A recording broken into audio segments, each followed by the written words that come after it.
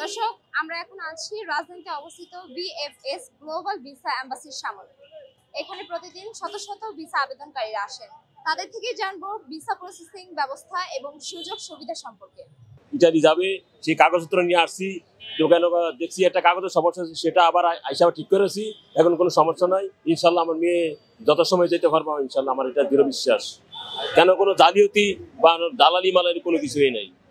কোনো দালালি মালালি আমরা কোনো পাই নাই। আমি দেখছি আমি প্রায় ঘন্টা 3 এখানে বসে রয়েছি বা ভিতরে খোঁজখবর নিচ্ছি, এই ধরনের কোনো কিছু নেই। মোটামুটি সুযোগ ভালো ভালো সুযোগ সুবিধা, কোনো খারাপ না, ভালো। আমার ফ্যামিলি ভিসা আমি জমা দিতেছি, এটি আমি জানি, বুঝছেন। এখন আজকে নতুন জমা দিতেছি, কয়দিন সময় লাগে সব এম্বাসির ব্যাপার। এখানে হলো আসলে ওরা ভিসা দিচ্ছে এখন, আগে যদিও লেট করে থাকে এখন ভিসা দিচ্ছে, কিন্তু জটিলতার কারণে।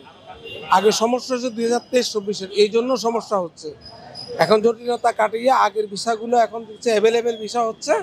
এখন আর সমস্যা না, 2025-এর হলে ভিসা অ্যাভেলেবেল দিয়ে দিচ্ছে। শুধু 23-24-এরটা ওরা আস্তে আস্তে দিতেছে। যাদের কাগজপত্র সঠিক ওদেরকে ভিসা দিচ্ছে, যাদের কাগজপত্র সঠিক না ওদেরকে ভিসা দিচ্ছে না। এই শেষ, অন্য কিছু না।